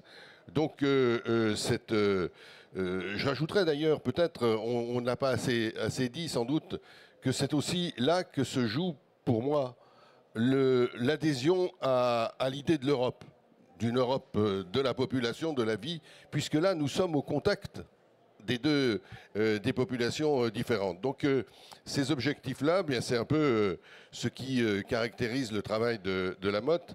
D'abord parce que la France a sa propre particularité. C'est aujourd'hui des enjeux sur le territoire. C'est 400 000 travailleurs frontaliers. C'est pas rien, sur l'ensemble du territoire. En fait, c'est 20% des flux européens de travailleurs frontaliers. Seule la France, par rapport aux 27 autres pays, 26 autres pays de l'Europe, nous représentons 20% de ce flux de travailleurs frontaliers. Et puis, nous avons 9 pays voisins, y compris parce que nous avons des ultramarins qui sont parmi nous et avec qui nous travaillons beaucoup. Alors la Motte, c'est d'abord une association, je le disais, elle rassemble une expertise territoriale avec une équipe technique, pas très grande. Hein. Je salue son directeur, Jean Perroni, qui est parmi nous. Il y a 11 personnes à la Motte, voilà, et qui ont la capacité surtout de s'appuyer sur un réseau. Et ce réseau, c'est nous, ceux qui sommes les collectivités qui sommes autour des frontières. Ce sont les régions, ce sont les départements transfrontaliers, ce sont les communautés d'agglomération ou communautés de communes, ce sont les communes et quelquefois les pôles métropolitains quand ils existent et qu'ils ont ces responsabilités. Cette volonté, on l'a aussi élargie parce que si on parle de bassin de vie, il faut travailler avec ceux qui sont la vie, c'est-à-dire les entreprises, c'est-à-dire la société civile, c'est-à-dire mais y compris les États voisins. Et à la Motte, les États voisins sont membres, sont partenaires souvent de nos actions, ainsi que les associations de citoyens, notamment les associations qui représentent les travailleurs frontaliers et qui ont leur rôle, j'allais dire, dans leur spécificité. Et la Motte, et c'est peut-être sa particularité, c'est qu'elle est directement, c'est une association indépendante, mais elle est directement soutenue par l'État et financée par l'État. Et donc l'État est membre de la Motte. L'État, c'est l'ANCT, que vous connaissez tous, c'est la Banque des Territoires, que nous connaissons aussi bien, c'est aussi le ministère de l'Europe et des Affaires étrangères, c'est la DGCL. Voilà, ils sont membres, ils nous financent, et ils sont membres de la Motte. Alors, ils sont dans un collège spécial pour qu'on respecte le rôle des uns et des autres, mais nous travaillons ensemble, donc les collectivités et l'État. Et puis la Motte est là, mais on est là pour ça et on le représente. Elle représente la diversité de ces frontières françaises avec les métropoles. Je citais évidemment celle que je connais le mieux, même si la capitale est de l'autre côté de la frontière, mais c'est aussi les métropoles de Lille, de Strasbourg, de Nice. Et puis c'est aussi toutes les zones rurales, les zones de montagne, qui sont aussi la spécificité de nos frontières. Et cela, il faut le prendre en compte. Je reviens à chaque fois sur cette idée fondamentale qui progresse, je l'espère, de la spécificité du bassin de vie transfrontalier. L'action de la Motte, elle est un programme partenarial, mais elle dépend aussi du travail qui a été fait. Alors, je ne veux pas reprendre ce que les collègues ont dit, mais quand même, j'allais dire que c'est bien. C'est pour ça que c'était le fil rouge. Parce que quand je regarde Florian, par exemple, Florian, avec la communauté d'agglomération de l'Ardenne, Ardennes Métropole, on a travaillé la Motte a travaillé à réaliser le plan stratégique pour le développement du territoire transfrontalier de l'Ardenne franco-belge. Voilà, c'est un travail et puis il a évalué, enfin a poursuivi ce travail-là. Si je me retourne vers le doux Sébastien, eh bien, aujourd'hui, la Motte travaille sur, produit pour le commissariat de massif Jura, une vision 360 degrés du massif du Jura, avec un diagnostic transfrontalier. Ça vous donne une idée du travail qui est fait à la demande des uns et des autres. Quelquefois, c'est la demande de l'État, et le plus souvent, c'est la demande des collectivités. Pour les Pyrénées-Orientales, ça a été dit, donc je ne vais pas reprendre ce que chacun, chers collègues, vous avez pu mettre en avant. Je dirais même que... Daniel, pour Bourg-Madame, c'est l'année dernière ici, dans cette salle-là, qu'on a pris les contacts et qu'on a avancé sur le projet que tu as présenté. Et puis, on vient, Georges, de présenter l'hôpital de Cerdagne. Cet hôpital est en tant que tel membre de la Motte. Ça vous donne aussi le caractéristique de ce que ça peut représenter. Quant à Georges Elfort, écoutez, il l'a dit lui-même, tout le travail qui a pu être fait avec ses spécificités très particulières, avec donc la Guyane. Donc finalement, l'action de la Motte, qui a un programme partenarial, je dirais, il a peut-être 3 ou 4 missions particulières. La première, c'est de faire émerger dans les bassins de vie transfrontaliers des projets portés par les collectivités locales la plupart du temps. Et ces projets sont des projets qui concernent aussi bien les services publics, la mobilité, la santé, on vient de le voir, l'éducation, mais aussi des projets qui sont quelquefois des projets extrêmement concrets ou qui dépendent des circonstances. Par exemple, la Motte s'est beaucoup penchée il y a quelques temps, 1 an ou 2, là, sur le télétravail. Le télétravail, notamment quand il y a eu le Covid, la crise du Covid, comment on allait faire avec les travailleurs qui travaillaient de l'autre côté de la frontière. C'est juridique. et le travail a été a été mis en place. C'est aussi dans le cadre de la transition écologique, dans le cadre aussi, souvent, les questions qui sont posées à la Motte, à nos juristes, c'est la gouvernance. Comment on gère ces projets? Et on voit que ce n'est pas toujours facile hein, de gérer le projet. Le projet, on le met, mais ensuite, il faut avancer. Et puis, quelquefois, ça passe très bien. Hein. Je peux vous dire que côté Genevois, j'y reviens, on a des projets qui fonctionnent très très bien. On a un téléphérique, le téléphérique du Salève, qui donne une vue remarquable sur l'ensemble du bassin lémanique. Eh bien, vous venez de le voir peut-être dans la presse, on vient de le refaire à 50-50. 50% payés par Genève, 50% payés par l'agglomération d'Annemasse. Et eh bien, les architectes qui viennent de le rénover ont obtenu l'équerre d'argent, là, hier ou avant-hier. Et donc, on sait aussi mener les projets jusqu'au bout. Et puis, on est quelquefois, en s'appuyant sur, là aussi, sur les qualités des autres pays, qui ont aussi des défauts. Nous, on en a, mais les autres pays ont aussi des défauts, il faut bien le dire, dans leur gouvernance. Mais cette capacité que l'on a de s'appuyer, par exemple, côté suisse, sur le pragmatisme de nos amis suisses. Il y a un moment donné, et sur le fait qu'ils sont en capacité, grâce à leur fédéralisme, de décider. Alors, on ne va pas à Barcelone, mais on va à Genève. Alors, on y va beaucoup plus facilement. Mais c'est vraiment une idée très forte que l'on reporte en exigence sur nos administrations. Et quand on a des préfets, et ça arrive, c'est le cas en ce moment, très coopératifs dans ce domaine-là, eh bien, on arrive à débloquer un certain nombre de choses. L'autre deuxième objectif essentiel, c'est peut-être comment dépasser les obstacles. Il y a aujourd'hui, dans notre organisation, des lois, une loi, la loi 3DS, que vous connaissez, qui nous permet d'expérimenter. Elle n'est pas utilisée comme elle devrait l'être. C'est-à-dire que quand on parle d'expérimentation, l'administration ne pense pas tout de suite loi 3DS, quoi. Et dit, bah non, c'est pas possible, parce que...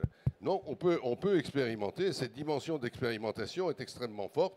Je dirais même, et ça pourrait être presque un slogan des bassins de vie transfrontaliers, osons expérimenter. Osons le gagnant-gagnant transfrontalier. Et ça, c'est peut-être les perspectives que l'on pourrait ouvrir ensemble. Enfin, si on est aux frontières, j'ai parlé de l'Europe, on est obligé d'intervenir à 3 niveaux, localement, avec notre État et avec l'État voisin, et bien sûr avec l'Europe, avec Bruxelles, avec la Commission européenne, et la Motte est bien évidemment un acteur très reconnu au niveau européen.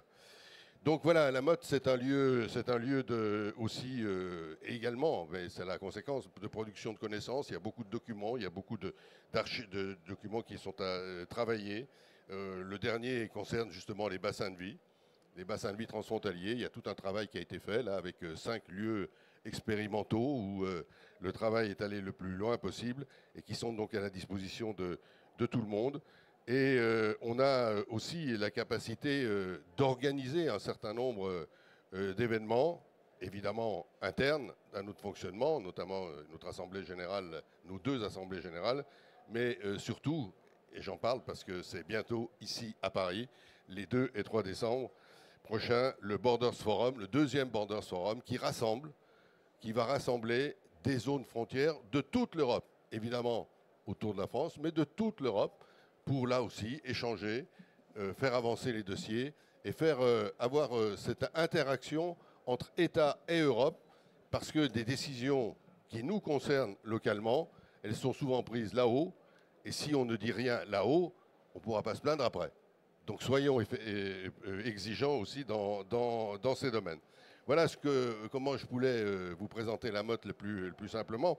Je pourrais revenir, alors je ne vais pas le faire, hein, je te rassure, je pourrais revenir sur quelques exemples, notamment on pourrait reparler de la santé dans le Genevois français. On pourrait parler ensemble de choses qui sont aujourd'hui au cœur des difficultés que l'on rencontre. C'est avec des telles différences, notamment de revenus et de niveau de vie, C'est vrai pour nous, c'est vrai aussi avec le Luxembourg, pour la Moselle et la Meurthe-et-Moselle, notamment chez vous. Le fait que, quand on parle bassin de vie transfrontalier, on doit parler aussi cohésion sociale. On ne peut pas laisser grandir les inégalités des deux côtés des frontières, sinon on va dans le mur. Et on va dans le mur et chacun se repliera évidemment en disant ben non, c'est la faute de l'autre, etc. Et ce sera compliqué. Vincent a parlé tout à l'heure de la problématique du logement. Nous, on a un thème très fort avec, on le résume, une phrase très claire avec Genève, il faut qu'on arrive à loger les gens payés en euros. Voilà. Il y a les gens payés en francs suisses, ils y arrivent. C'est bien, c'est bien. Je n'ai pas de jugement dans ma remarque. Mais il y a des gens payés en euros. Heureusement, parce qu'on a une activité économique importante et puis parce qu'il y a tous les services que l'on apporte. Et ça, c'est l'enjeu que l'on doit porter ensemble. Et je pense que l'alliance avec, d'abord le rôle des collectivités locales, mais la vraie reconnaissance par l'État à tous ces niveaux de ce qu'est un bassin de vie transfrontalier devrait nous aider à lever ces obstacles. Merci.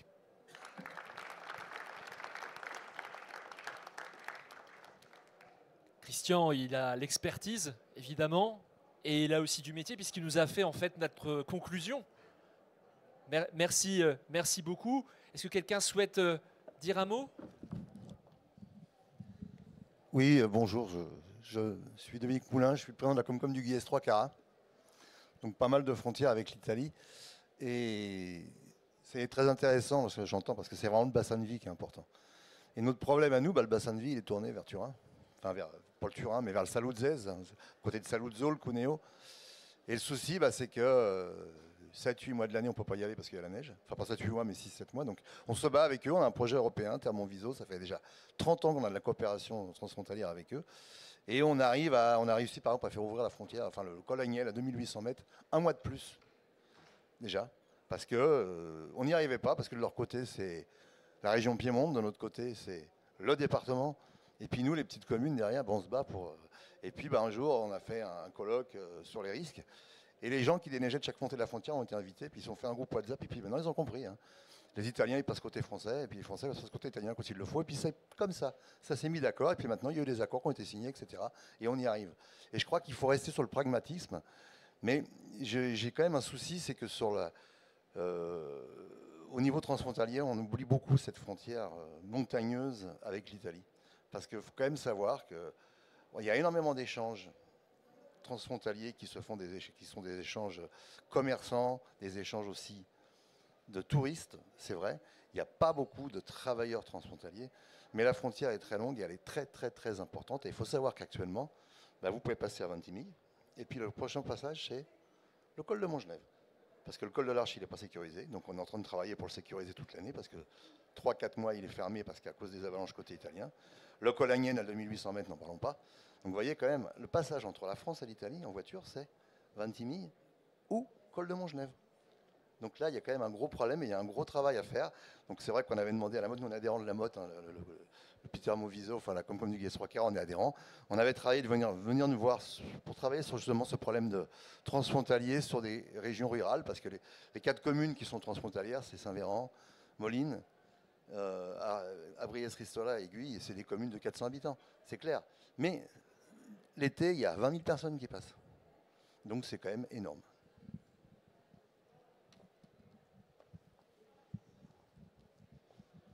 Et ce seront les dernières interventions. Oui, merci. Patrice Novelli, premier adjoint de la ville de Menton et vice-président de la CARF.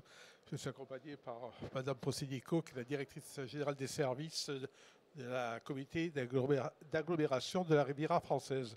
Je rebondis un petit peu à ce que disait monsieur, puisque nous sommes quasiment ville frontière et nous sommes en train justement de travailler depuis quelques mois sur la création de GETC qui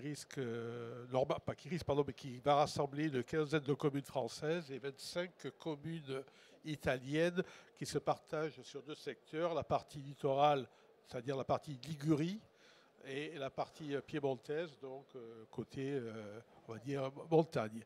Alors c'est sûr que la différence qu'il y a aujourd'hui entre les Français et les Italiens, c'est que tous les jours, de Ventimille, Bordighera, c'est-à-dire les villes du bord de mer, tous les jours, il y a entre 5 et 6 000 Italiens qui viennent travailler en principauté de Monaco. Sans parler de tous ces commerçants que nous avons sur Menton, sur Rocquebrune-Carmartin, sur Monaco et au-delà, et même jusqu'à Nice. A contrario, on ne voit pas de gens de Menton, de Rocquebrune ou de ce secteur-là s'installer côté italien, parce que ça semble très compliqué. Alors nous, c'est vrai qu'on a bien évolué ces derniers temps, parce que pour ceux qui connaissent un petit peu l'histoire, cette coopération qu'on est en train de mettre en place, il y a une dizaine d'années, ça n'aurait pas été possible avec l'Italie par rapport à Menton, ville-centre. Pourquoi? Parce que c'est sûr qu'on ne peut pas vivre avec le passé, mais il y a une période qui a été tragique pour la ville de Menton, c'est que de 1940 à 1943, Menton n'a pas été occupé par l'Italie, mais annexé par l'Italie, ce qui n'est pas pareil. Et ça a quand même laissé des traces. Alors heureusement, aujourd'hui, les personnes comme mes parents, mes grands-parents qui ont vécu cette triste période dans notre ville ne sont plus là mais ça n'a pas été quelque chose de facile. Là, on s'est jumelé l'an dernier avec la ville de San Remo, qui est un peu, on va dire, la ville-centre côté italien, côté ligure. Mais c'est un jumelage qui, a 10 ans en arrière, même 10 ans en arrière, nous n'aurions pas pu faire. Aujourd'hui, il y a une véritable volonté, aussi bien des communes de la Carfe, comme 15 communes. Les communes de Ligurie, c'est le 18, je crois, 17-18, et 6 ou 7 du Piémont.